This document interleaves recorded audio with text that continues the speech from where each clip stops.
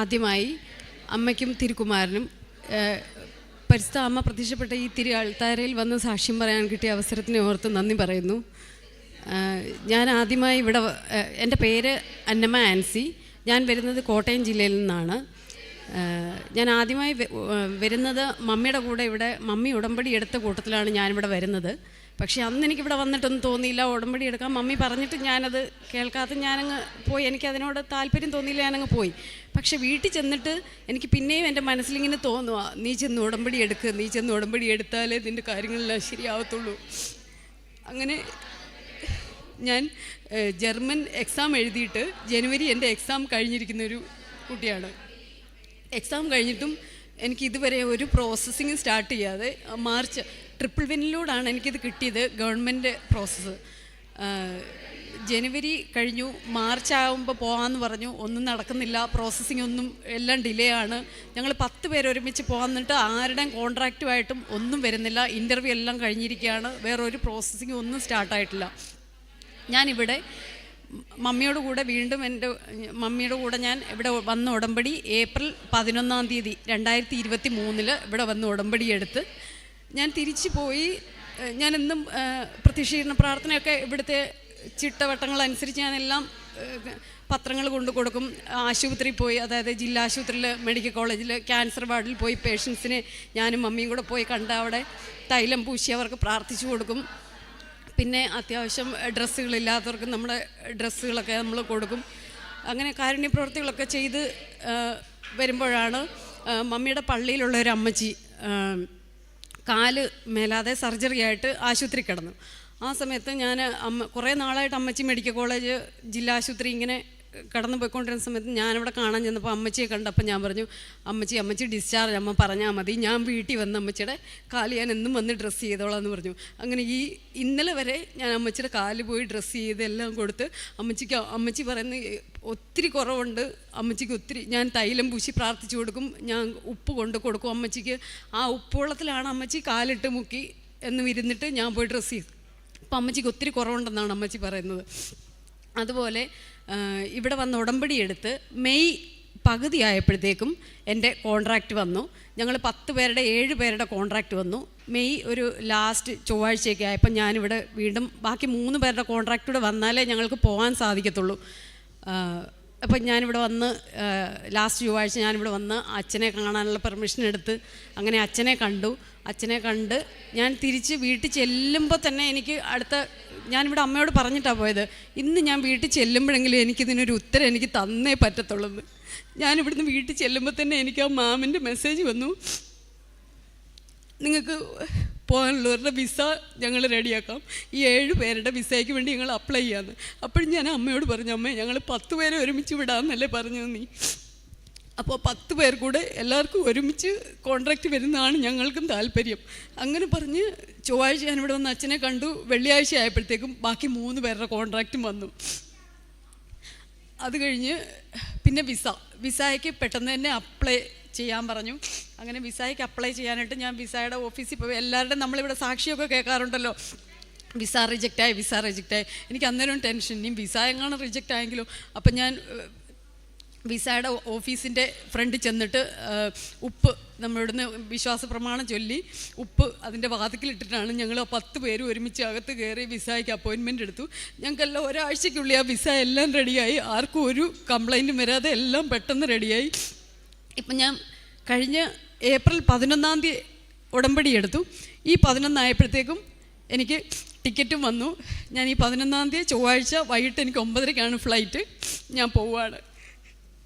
അതുപോലെ എൻ്റെ ഹസ്ബൻഡിനൊരു ഇടയ്ക്ക് ചെറിയൊരു ആക്സിഡൻറ്റ്, അതായത് ഞാനും മമ്മി ഇവിടെ വന്ന് ചൊവ്വാഴ്ച ഒരു ദിവസം പ്രാർത്ഥിച്ചിട്ട് തിരിച്ച് പോയി കഴിഞ്ഞിട്ട് ഹസ്ബൻഡ് മമ്മിയെ കൊണ്ട് വിടാൻ പോകുന്ന സമയത്ത് ഒരു ചേച്ചിയുടെ വണ്ടിയുമായിട്ട് മുട്ടിയിട്ട്, അപ്പോൾ ഒന്നും പറ്റിയില്ല 2 പേർക്കും. പക്ഷേ ആ ചേച്ചി കൈ കുത്തി എന്തോ താഴോട്ട് വീണു.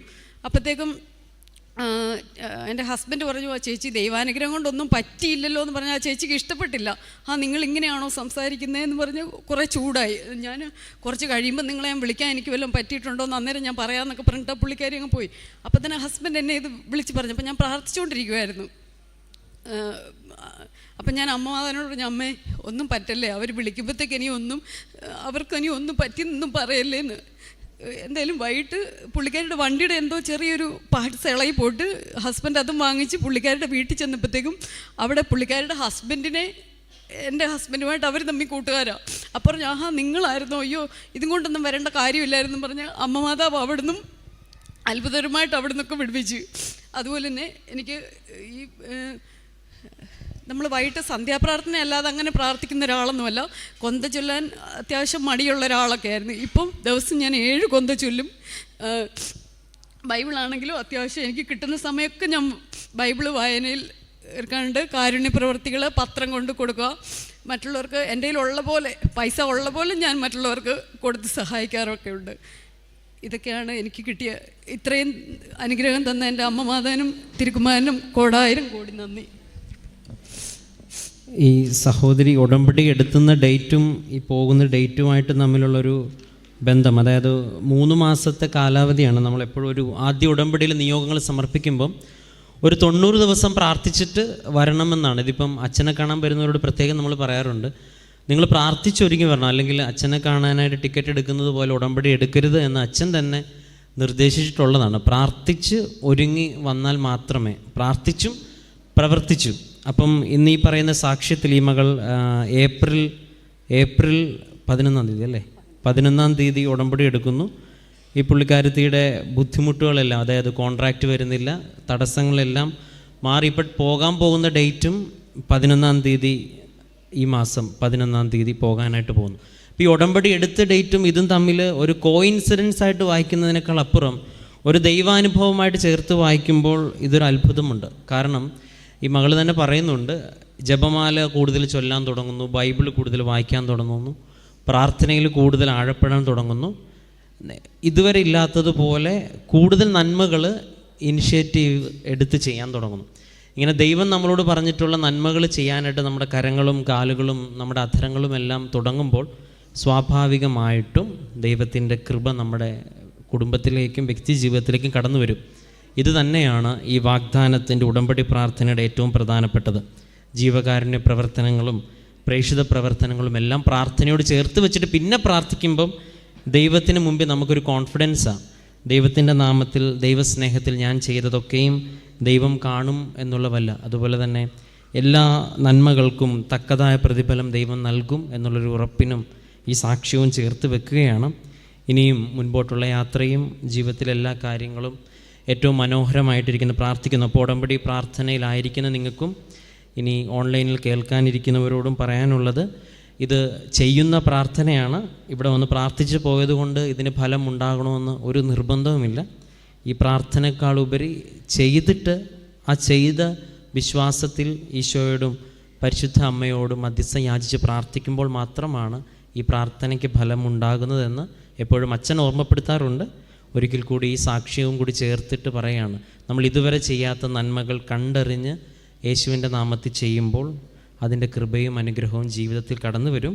അത് പ്രാർത്ഥനയുടെ ആഴപ്പെടുത്തലായും കടന്നു വരും എന്നുള്ള വലിയൊരു സാക്ഷ്യം നമ്മൾ കേട്ടു. ഈ സാക്ഷ്യത്തെ പ്രതി പരിശുദ്ധ അമ്മയ്ക്ക് നമുക്ക് കരങ്ങളടിച്ച് നന്ദി പറയാം.